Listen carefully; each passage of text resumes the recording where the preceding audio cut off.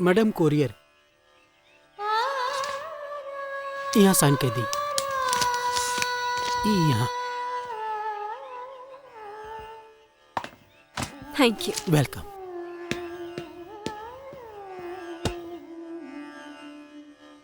आरती, आरती बेटा।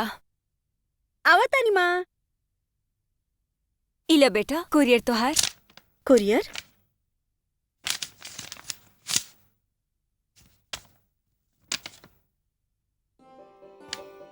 मुबारक हो माँ, हमरा के नौकरी मिल गई। कांग्रेचुलेशंस बेटी, तो बहुत खुशी के बात है। बेटी ई कॉल टीवी से आयल हा? नहीं माँ, क्लब मूनलाइट से। ई तो कोनो होटल के नाम लगेला। हाँ माँ। अब तो होटल में गावे वाला बाड़ू।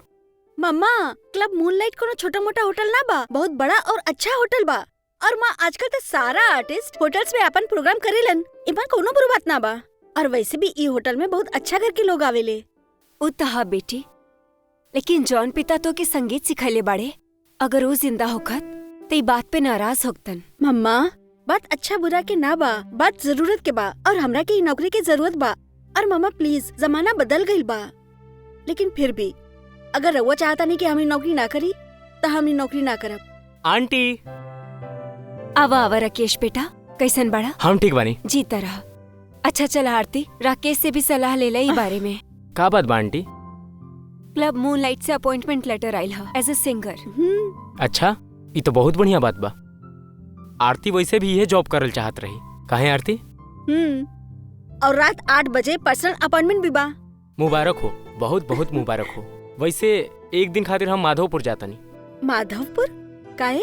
अरे भाई, इन्वेस्टिगेटिव रिपोर्टर जो ठहरनी, वहाँ एगो ब्रिज के काम चलता, मगर वो ब्रिज में एगो दरार के खबर मिलल बा। और इहे हालत बा हमनी के देश के। ब्रिज, डैम, बिल्डिंग बनते बनते गिर जाला। हाँ, खैर, wish you all the best. Thank you. अब तो माधोपुर से आगे ही तोहरा से मुलाकात हुई।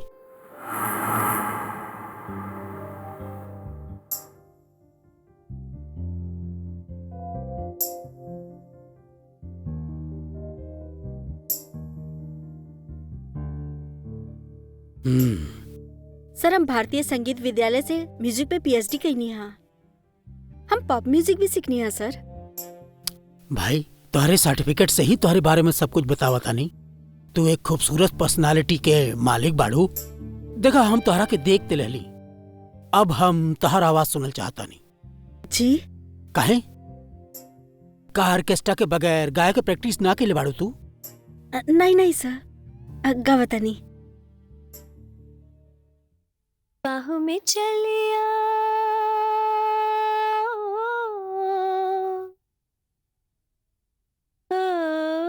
हमसे सनम क्या पर्दा, ओ हमसे सनम क्या पर्दा, ये आज का नहीं मिलन है संग ये उम्र भर का। भाई वाह, बहुत मीठा आवाज बा तोहार। तहार आवाज तो पिज्जा में रस घोर देहलस। Thank you. देखा, आरती नाम बतौले राड़ू ना तू? आरती सर। आरती, तो से पहले जो सिंगर रहा लोग के क्लब मूनलाइट 25,000 रुपया महीना के तनख्वाह देते रहे, लेकिन तोहर पर्सनालिटी और तोहर आवाज सुनने के बाद हम 30,000 रुपया तय कैले बानी। कहा? नहीं सर, अब हम का कही। एक्चुअली सर, हमरा के नौकरी की बहुत जरूरत रहे। थैंक यू सर। ठीक बा। सर, हम कब से आई?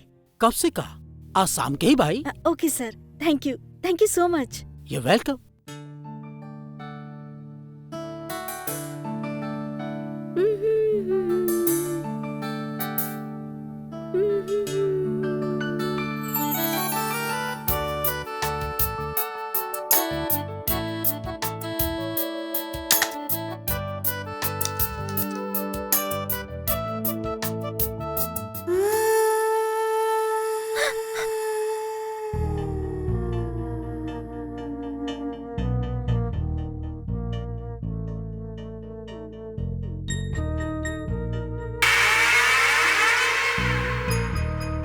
के बा?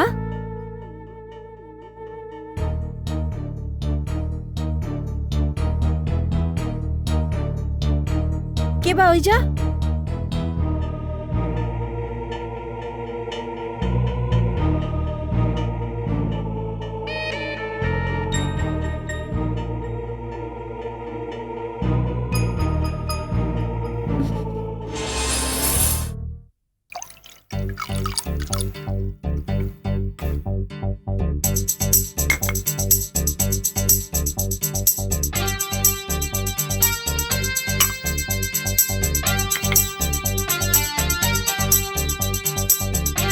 हाय गाइस। हाय बड़ा boss. First class. Hi hi Sonia, nice to meet you. Hi. Hi. अरे का भइल? अरे का भाई ऐसे काहे उछलला तू? यार हमरा ऐसा लागल जैसे हम केहू के गोद में बैठ गई नी। ला ला यार, खाली कुर्सी एकरा ही केहू गोद लगाता। हम सच कहता नहीं यार, ला पियनी हमनी और चढ़ गई एकरा के। हम सच कहता नहीं यार, हमार यकीन करो। हम्म, चला हमहू तो देखी का भाई कुर्सी पर। ला यहाँ तो कुछ भी नहीं है। का भाई हुआ? हेलो चला बैठा ही कुर्सी पर। डर गइल। अच्छा बताओ, अब तो क्या एक कुर्सी लगती है केहू के गोद? कुर्सी।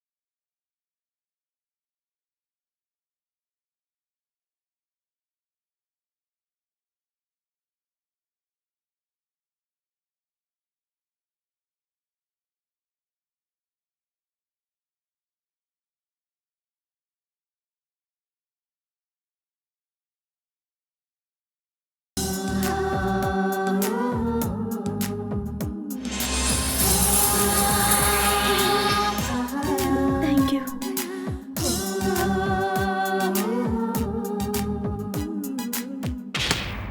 Excuse me, yes. जब हम गावत रानी ता रउआ अपन मिक्सर से हमारा आवाज में इको काहे देनी? अरे ना मैडम, हम ऐसा ना कुछ कहनी। आप कमाल कर दिली, यू आर वंडरफुल। एक साथ दो आवाज में आप कैसे गावेनी? Best of luck.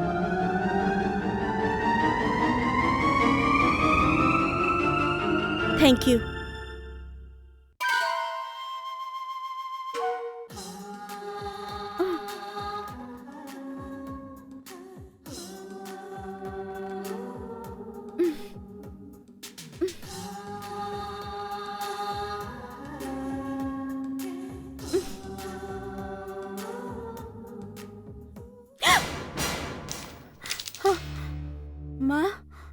अरे आरती बेटी, ये देखा तोहार तो बड़ा तारीफ छपल है पेपर में।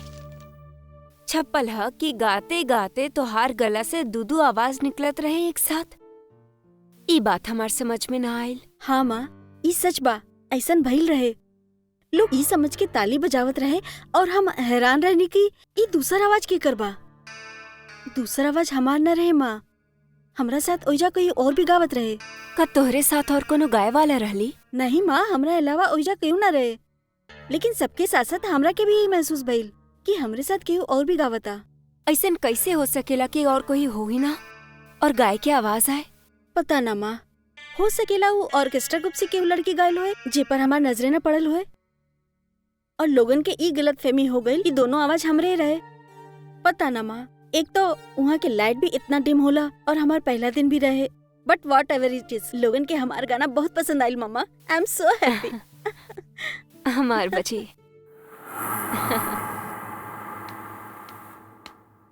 आरती, हाँ, ई तोहरा खातिर। ई सब काहे? काहे? तारा के पता नहीं कहाँ हंगामा हो गई। भाई तू तो एक रात में स्टार बन गई बाड़ू। सारा लोग बस तोहरे नाम लेत बाड़े। इतना पब्लिसिटी मिल गई तोहरे प्रोग्राम के कि सारा टेबल बुक हो गई आज खातिर। कमाल कह देलू तू तो। थैंक यू सर। मगर आरती, ए में कमाल हमरो नजर के भी बा। हम पहला बार तोहरा के देखली और सेलेक्ट कैले हली। अब हम फखर से कह सके कि आरती हमार खोजो। अब तो अखबार वाले तोहरे साथ साथ हमरो इंटरव्यू ली हैं। अब तो तोहके हमार दावत कबूल करके पड़ी। दावत? हाँ भाई, जरा बैठल जाए, खाना वाना खाइल जाए, कुछ गपशप कइल जाए, कुछ और जानल जाए तोहरे बारे में। तू बहुत कमाल का आर्टिस्ट बाड़ू आरती। अब तोहरे खातिर हमरे दिमाग में बहुत बड़ा स्कीम बा। हम समझनी ना सर। तोहरा के समझे के जरूरत कतई ना बा आरती। तू देखिए हम तोहरा के कहाँ से कहाँ पहुँचाए।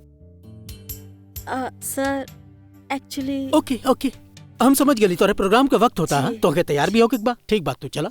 ओके, bye bye. All the best.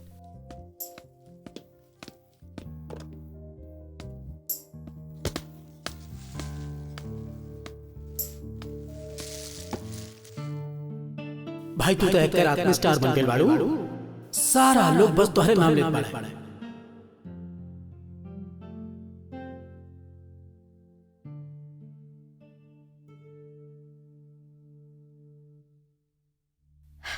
ना गर्मी होता है जा।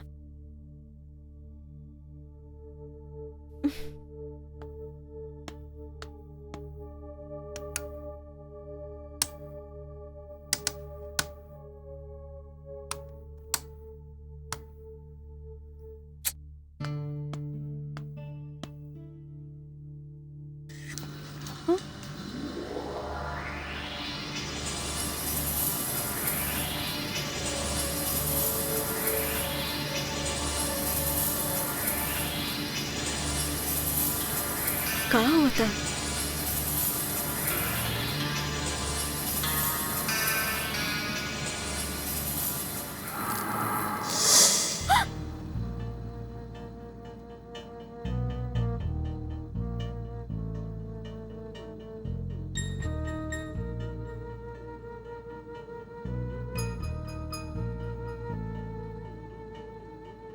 ये का होता हमरा साथ?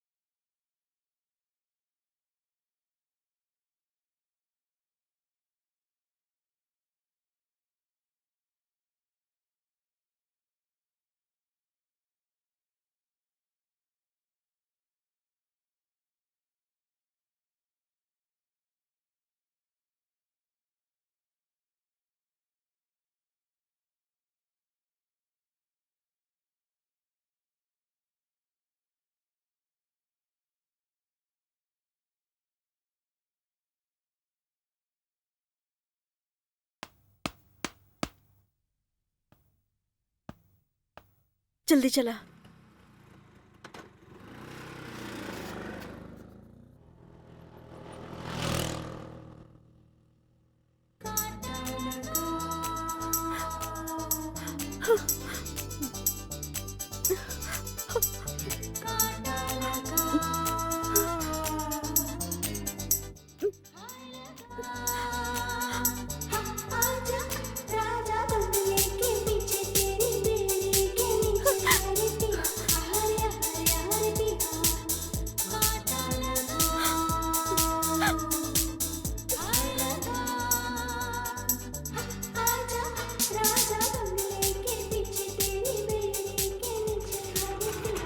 ऐसे रुक जा।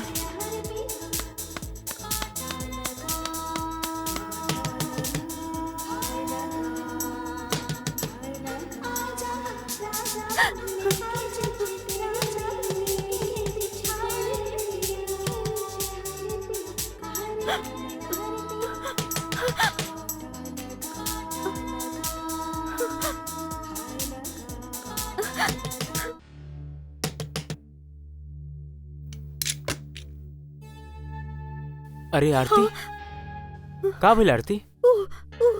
अंदर आवो।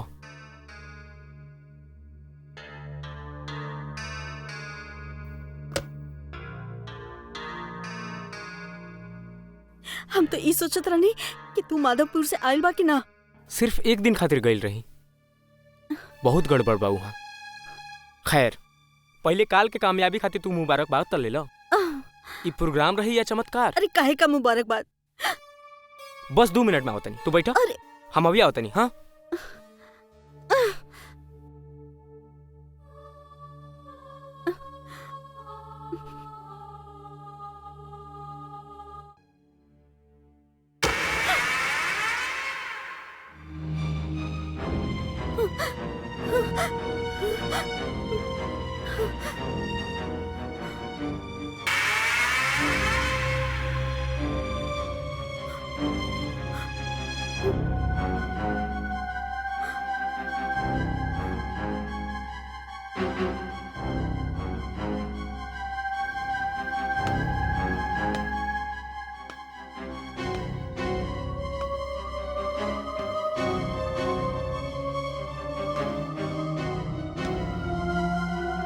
आरती, का भइल?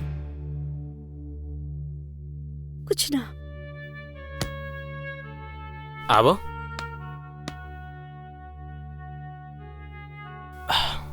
इला आरती, अब बतावो का बात बा? कैसे कही, कुछ समझ में ना आवेला। मगर भइल का? काल तो बड़ी खुश रहो तू कि तोहरा बहुत अच्छा काम मिल गइल बा, और आज तो सारा अखबार में तोहर तस्वीर भी बा और तारीफ भी। ये खातिर तो तोरा पास आइल बनी राकेश, जे वजह से लोग हमार तारीफ करतानी उहे हमार परेशानी के कारण बन गइल बा। मगर में परेशानी का बा? लोग हमार तारीफ ई खातिर करतानी कि हम एक साथ दू आवाज में गावेनी। जी हाँ, और दूदू आवाज में गावे के आर्ट तू कब सीख लू? ई बात पर तो हम भी हैरान बनी। हम एक साथ दू आवाज में ना गावेनी राकेश, ओमे से सिर्फ एक आवाज हमार बा। का? तो दूसरा आवाज? हमरा के ना पता, लेकिन हमरा के ऐसा महसूस होला जैसे जैसे हमरा साथ स्टेज पे केहू और भी गावे लागेला। ओ कम ऑन आरती, हमार यकीन करा राकेश, और कल तक तो सिर्फ हमरा के आवाज सुनाई देवत रहे, लेकिन आज तो हम साफ साफ महसूस कईनी कि हमरा साथ स्टेज पर केहू और भी बा। मगर के ह? हम खाली महसूस करेनी एगो साया बा। अरे यार, वो पब ह, इतना सारा लोग होले वहाँ, और स्टेज पर ऑर्केस्ट्रा वाला, और जन तू महसूस करेलू वो दूसर लोग भी तो महसूस करत हुई हैं। ये तो परेशानी बा, जे हम महसूस करेनी वो दूसर केहू महसूस ना कर पावेनी। वो सोचतानी कि हम ही करतानी। आर तू तो टोटल कंफ्यूजन बा। तुहार बात माने के वजह कोनो नजर नहीं आवत। अब ये वजह के कैसे साबित करी, हमरा तक कुछ समझ में नहीं आवत। देखा आरती, हमार ख्याल बा पब के लाइटिंग वो माहौल हो सकेला। लाइट और ऑडियंस के शेड के बीच में तू दू आवाज में गाना तो गा देलू, मगर तू अपन ये आर्ट से शायद खुद अनजान बाड़ू। ऐसा कैसे हो सकेला राकेश? देखा राकेश, हमरा खातिर अब ई बात साबित करब मुश्किल ही ना नामुमकिन हो गइल बा। अरे केहू हमार बात के समझेवेला ना। अब तो सिर्फ एक रास्ता बा, हम ई नौकरी छोड़ देता नहीं। अरे ना ना आरती, ऐसा मत करियो, इ तो सरासर बेवकूफी होगी। तो फिर हम का करी? हाँ, एगो आइडिया आइल बा। हम भी तोहरा साथ चलता नहीं। हम भी तो चल के देखी, जन तोहरा नजर आवेला वो दूसरा के काहे नहीं आवत। हाँ हाँ राकेश, ये ठीक रही। देखा रात काफी हो गई बा, हम तोहरा घर छोड़ा होता नहीं। हाँ, पहले कॉफी पी लो। नहीं राकेश, तू ठीक कहा तारा, बहुत लेट हो गई बा, माँ परेशान हुआ हुई ना। तो चली। चला।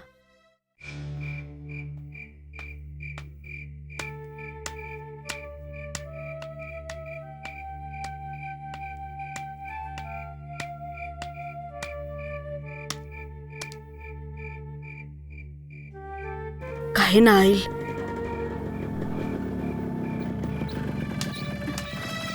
मम्मा। अरे बेटी कहाँ रह गई रहलू?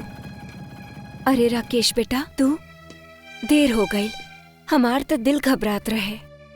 हम जानत रहे आंटी आप परेशान हो खब, काहे कि आरती अपन प्रोग्राम के बाद सीधे हमारे घरे आ गई और ये भी कुछ परेशान रही। आरती का भइल? फिर वही भइल माँ, और आज तो हमरा के ऐसा लागल जैसे हमरा बगल में केहू गाना गा रहल हुए। पता ना लोग वो महसूस कैले के ना जे हम महसूस कैनी। हम इतना डर गई रहनी माँ, और लोग जोर जोर से ताली बजावत रहे, और माँ शोर के बाद भी हमरा के कुछ अजीब सी फीलिंग होए लागल। ये खातिर हम राकेश के घर चल गई नी।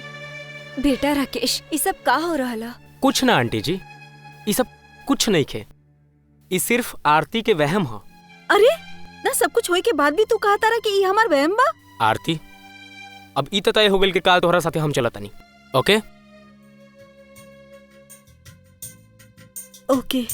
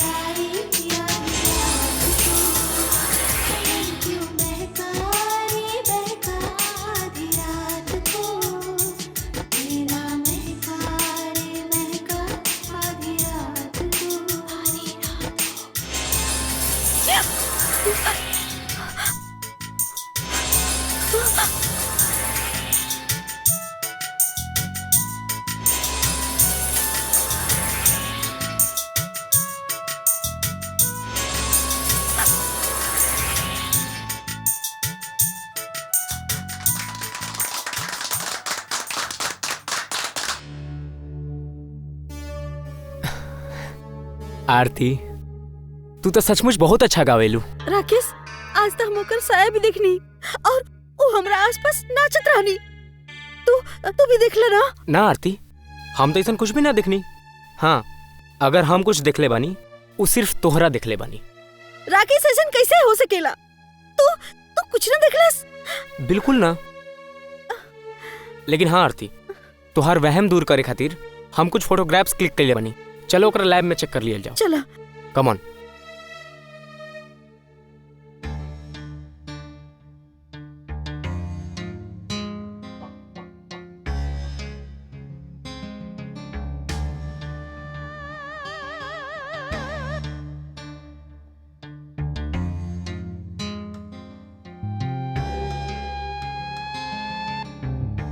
Rakesh, please hurry up.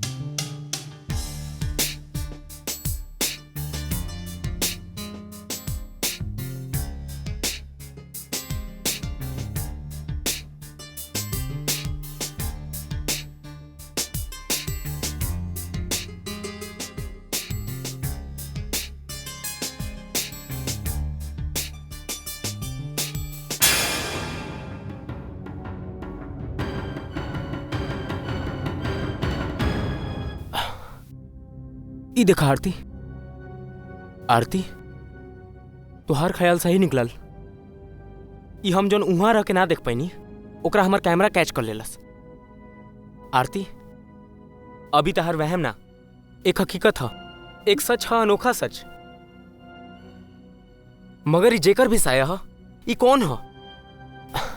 ई हम ना जानेली राकेश, लेकिन हमरा के लागता ई कोनो सिंगर बा, काहे कि ई बहुत अच्छा गायली। राकेश हम का करी, हमरा तक कुछ समझ में ना आवेला। आरती इस सच्चाई के सामने देख के हम इ नतीजा पे पहुंचल बनी कि तू ई नौकरी छोड़ दा। काहे कि इंसान इंसान से मुकाबला कर सकता लेकिन साया से ना। तू बिल्कुल ठीक कहा तारा Rakesh, you are absolutely right.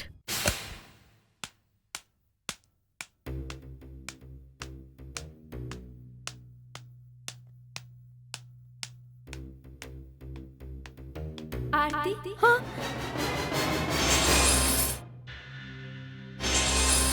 केबा केबा तू का चाहता रू हमरा से? अरे का बिगड़नी है हम तोहार? हमरा पीछे काहे पड़ल बा? काहे परेशान करता रही हमरा के? सामने आवा।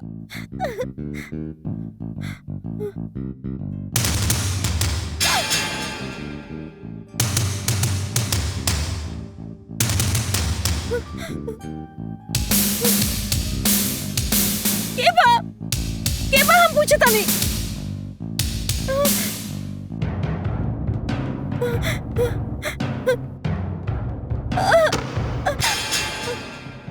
बंद करा, बंद कराई, नहीं तो हम पागल हो जाएंगे। Stop it.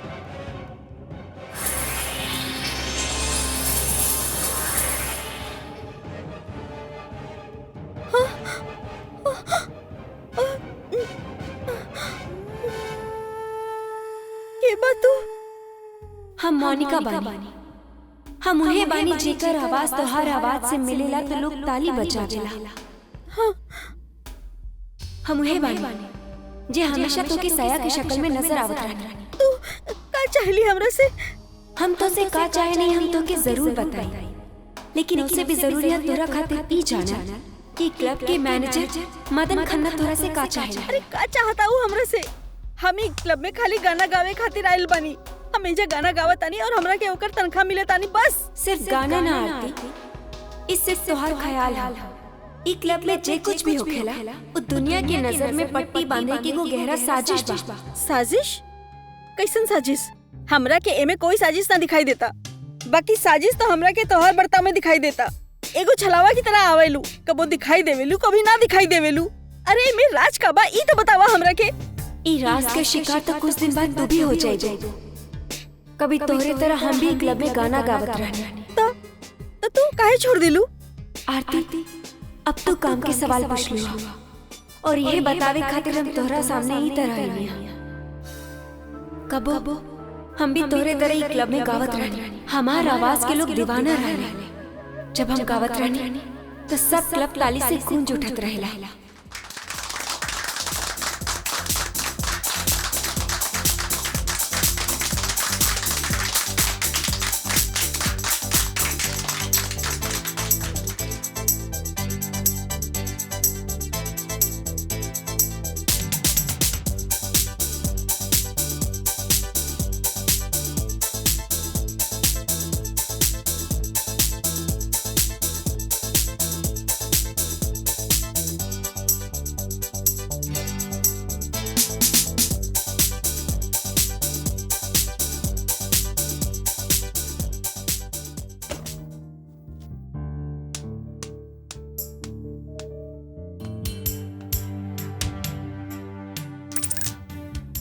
अरे खन्ना साहब आप?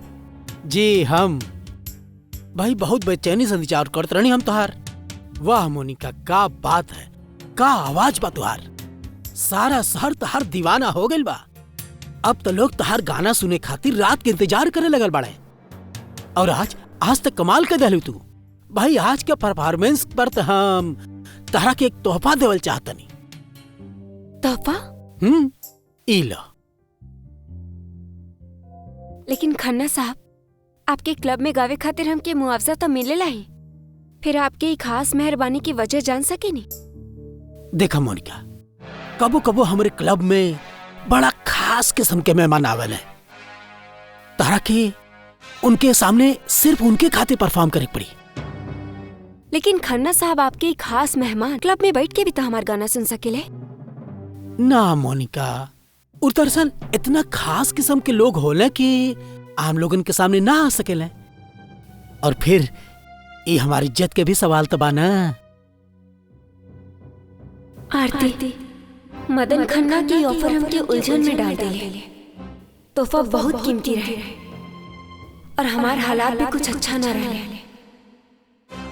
और हम यहो जाने चाहत रहने कि आखिर वो लोग बाकी जे आम लोगन के बीच में आवे। जी मोनिका, वाह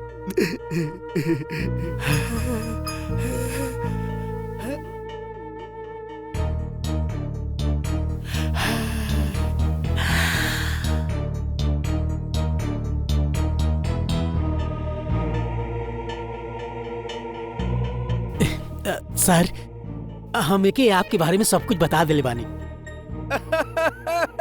वाह भाई खन्ना साहब, ये काम आप बहुत अच्छा कईनी। सब कुछ बता देवे से इंसान थोड़ा बेतकल्लुफ हो जाला। का मोनिका? जी ठीक कह रहल बानी। भाई इनका और हमार बहुत जमी है मोनिका। आवा तोरा हम अपन दोस्त से मिलावत बानी। मिला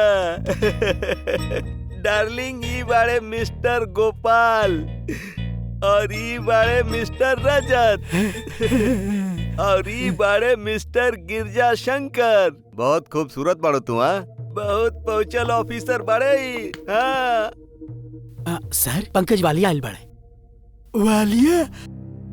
अरे बुलावा बुलावा, आजा आजा। एक्सक्यूज मी, तनी अब बतानी। अरे वालिया, कैसन बाड़े रहते हैं? कैसन बाड़े? कैसन अच्छा बाड़े? कैसन बाड़े? गोपालगंज हाईवे पे फ्लाईओवर बने के नजर। Very good. और बाकी रकम काम हो जाए के बाद। भाई फ्लाईओवर ऐसा बनावा ताकि 2-3 साल तक चले। कहीं ऐसा न होके कि ओपनिंग के दिन ही गिर पड़े। नाना साहब, 2-4 साल के तो गारंटी बा। बस करी खन्ना साहब, ये बाड़न आपके खास मेहमान और आप चाहे नहीं कि हम इनकरा सामने गा के इनकर मन रिझाई। ये पुल और डैम के काम में रिश्वत खा के सरकार और जनता दोनों के धोखा दे रहल बाड़न। हम ऐसा लोगन के सामने न गा सके नहीं। तू मोनिका सुनो तो। अन्ना, ये क्या करा ले आइला तू? डोंट वरी सर, हम अब देखता नहीं। जल्दी भेजा। जी मोनिका, मोनिका ये तू का कहलू? का कहीं नहीं हम खन्ना साहब, और आप कौन लोगन के सामने हमके गाय खाते ले गई रहने। डैम और फ्लाईओवर के काम में रिश्वतखोरी करे वालन, ये करप्ट और भ्रष्टाचारी ऑफिसर्स देश और जनता के दुश्मन बाड़े। और आप चाहत रहनी कि हम इनकरा सामने गाएं? माफ करी खन्ना साहब, हम एगो सिंगर बानी, कोनो प्रोस्टिट्यूट ना।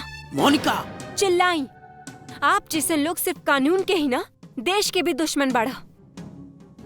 आप देश के बेचे चलनी है तो आपके नजर में औरन के का कीमत? अरे आप जैसे लोग तो चंद रुपया खाते अपन माँ बहन के भी सौदा कर दे। मोनिका बहुत हो गए, अब तारा के जबान बंद करे के पड़ी। अरे आपका हमार जबान बंद करब, हम तो चिल्ला चिल्ला के सब दुनिया के बताइब कि आप लोग का करेनी। मोनिका, दुनिया के सामने तू तब चिखबू जब ई कमरा से बाहर चल जेबू।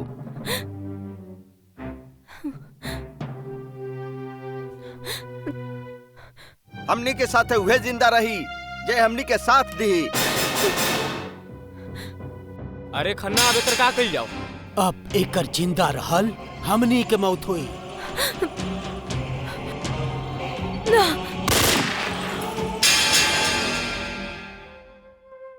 और इस तरह हमारी जिंदगी की कहानी खत्म हो गई। लेकिन मोनिका, तू हमरा के तक कुछ ना आरती, तो कि हमरा से डरे की कोनो जरूरत नहीं है। माने कि अब हमार शरीर ऐजा नहीं है, हमारा आत्मा, लेकिन हम तक के नुकसान पहुंचावे ना, तोहार मदद करे आनी। आरती हमार जगह तू ले ले लुहा, अब तोके भी एगो खास तोहफा मिली। फिर मैनेजर मदन खन्ना तोके ओकर खास मेहमान के सामने परफॉर्म करे पे मजबूर करी। अगर तू ओकर बात मान ले लू तो तू अय्याश और भ्रष्टाचारी ऑफिसर के ऐश और हवस के साधन बन जाएगी। नहीं मोनिका, हम ऐसा कुछ ना करब। अरे हम तो तोहार डर से आज ही नौकरी छोड़े आइल रहनी।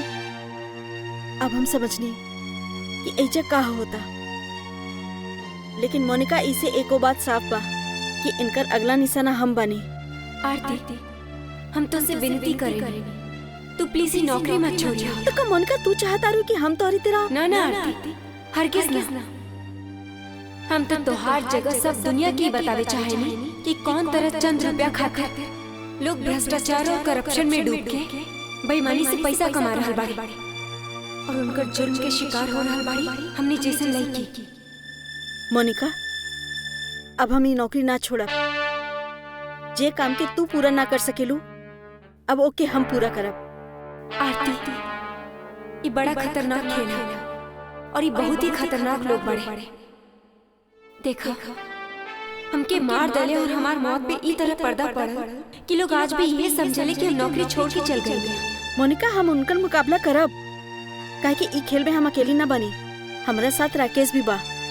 बस आरती, हम ये सुने चाहते हैं, हमार भटकत आत्मा के ये दिन के इंतजार है जौन दिन पापियन के ओकर पाप के सजा मिली। ई तू का कहत रू? ई सच बा राकेश, उस साया ना आत्मा बा, सिंगर मोनिका की आत्मा। यानी वो आत्मा तोरा से मिललस और सब कुछ तोरा बतैलस? हाँ राकेश, और ये खातिर अब हम फैसला कर ले बानी कि अब हम ही नौकरी ना छोड़ब। आरती, हमरा तोहरा पर पूरा भरोसा बा, मगर ई जन तू कहत रू, कहीं तुहार ख्वाब तो ना जेकरा सच समझता रू? राकेश, का अभी भी तू एके हमार वहम समझता रहा? अरे तू ओकर आवाज सुनला, ओकर साया भी फोटोग्राफ में तू हमरा साथ देखला। वो सब ठीक बा आरती, मगर ये बात हकीकत से कोसों दूर बा और अक्ल बात के नहीं मानत। राकेश,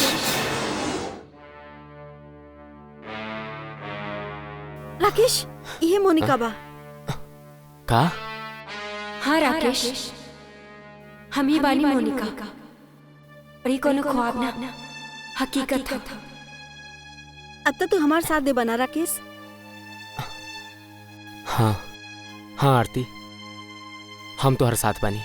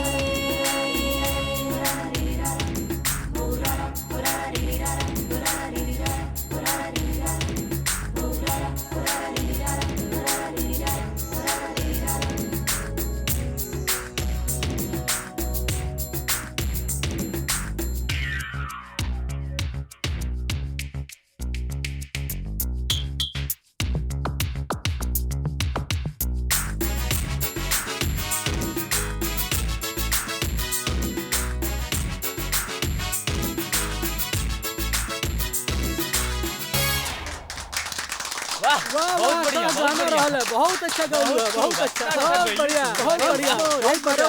मजा आया। हाँ।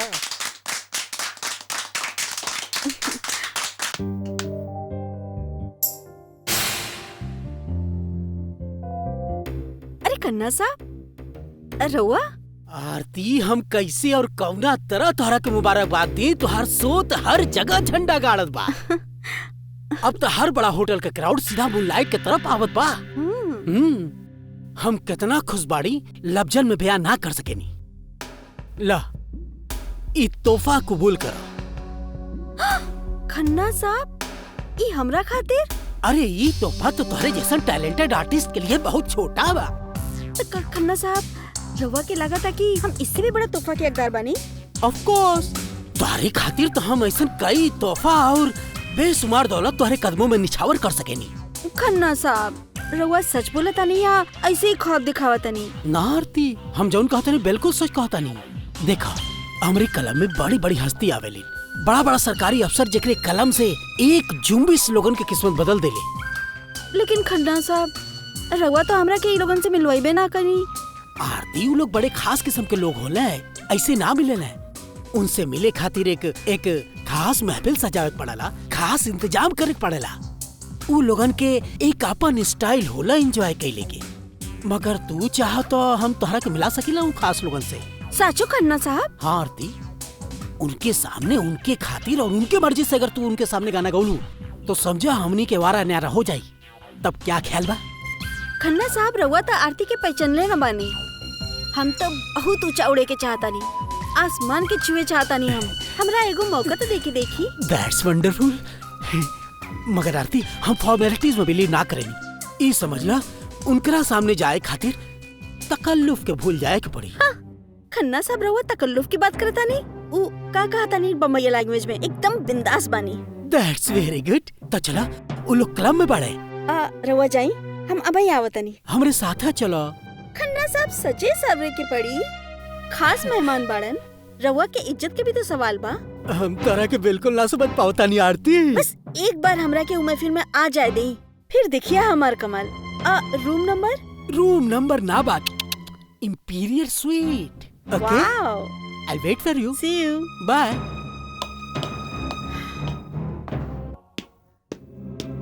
हेलो। अरे आवा आवा खन्ना साहब। का खन्ना साहब, कब तक हमने के सूखा में बैठे बा? अरे ना ना साहब, आप घबराई ना। बस आप यूं समझी कि बिजली कोनो भी वक्त गिर जाई।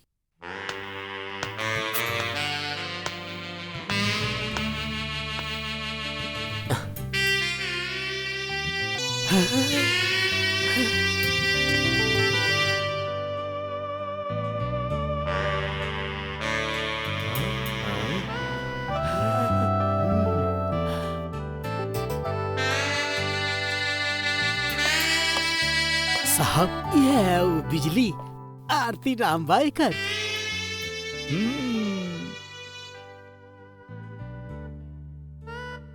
कुछ कही?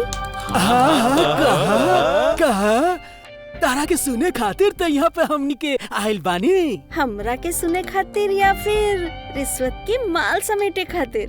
अरे कितना चाहिए तोरा, हमनी के खुश कर दा तो नोट से तौल दे तोरा। हाँ, मेहनत के कमाई हो तो तकलीफ होता रहुआ लोगन के। इ तो जनता के माल बा, ये खातिर दोनों हाथ से लुटावतानी, है ना? तू मजाक कर रहल बाड़ू या? तू जैसन करप्ट चोर लुटेरन से केहू मजाक करेला का? हे लड़की, का बोला ताड़ी ते? खन्ना, कैसन लेके भी आई? एक मिनट। खन्ना से का पूछा तारा? हमरा से बात करा। जे पैसा पुल और डैम बनावे के जाए के चाहिए, वो तो तू लोग एक दूसरे के साथ बांट लेवेला, और पुल और डैम बने से पहले ही टूट जाला।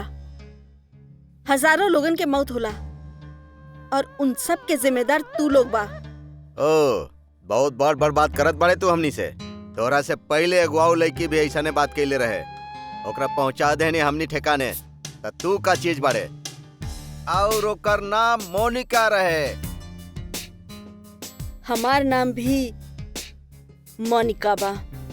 आरती, का हो गइल बा तोके? पागल गइल बाड़ू का? नहीं खन्ना, हम पागल ना भइल बानी। हम सच कहता नहीं, हम आरती ना मोनिका बानी।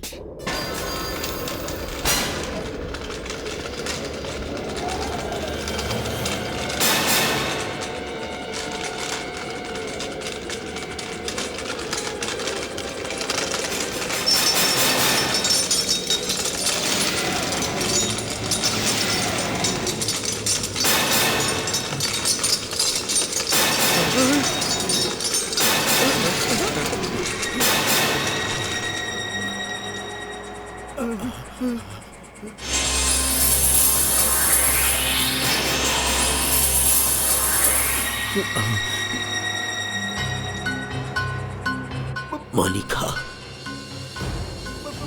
मोनिका, मोनिका, हाँ खन्ना, हम ना ना, ये कैसे हो सकेला? ना, तू तो मर गई लड़ू। जिस्म मरेला, आत्मा ना। काहे डर गईला, भूल गईला?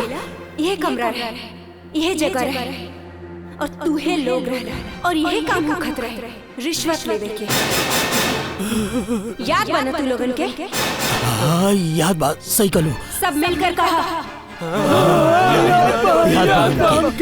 तू सब सरकारी ऑफिसर, करप्ट, रिश्वतखोर और जनता के धन लूटे वाला है, और तू कहा खन्ना, इस सब के दलाल। ठीक कहनी ना हम? ठीक कलू। हम विरोध कैले रहनी तू लोगन के, और बदला में हमके का मिले? 5-5 गोली चल रहे हमारे शरीर पर। काहे? ठीक कहनी ना हम? ठीक कलू। माफ कर दो प्लीज। सब मिलकर कहा। माफ कर दे हमनी के। कैसे चल रहे गोली? याद है? सब कुछ याद बा। हमके मार डाले तू लोग। तू सब हमार कातिल बाड़ा। कातिल बानी हमने। ये वो भी अपना जगह से ना हिले। You are all under arrest. हम पुलिस कमिश्नर अजय सिंह धोनी सबके मोनिका डिसूजा के कत्ल के जुर्म में गिरफ्तार करत बानी, जेकर एक पाले जुर्म धोनी सब लोग अभी अभी कबूल कैले बाड़ा। और हम दिलीप रेंगे, एंटी करप्शन ऑफिसर, गिरफ्तार कर रहे सब लोगन के।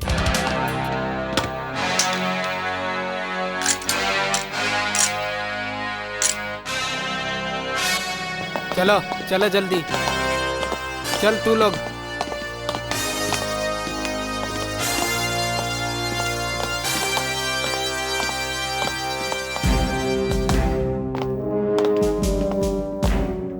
मिस आरती, मिस्टर राकेश, ये इंफॉर्मेशन खातिर पुलिस आप लोग के शुक्रिया अदा कर रहल बा। वेल डन। थैंक्स।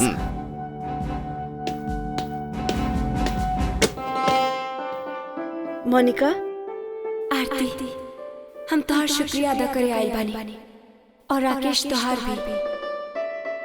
तू दोनों की मदद से आज इतना खतरनाक रैकेट के पर्दाफाश भइल और हमार कातिलन के पकड़ल गई।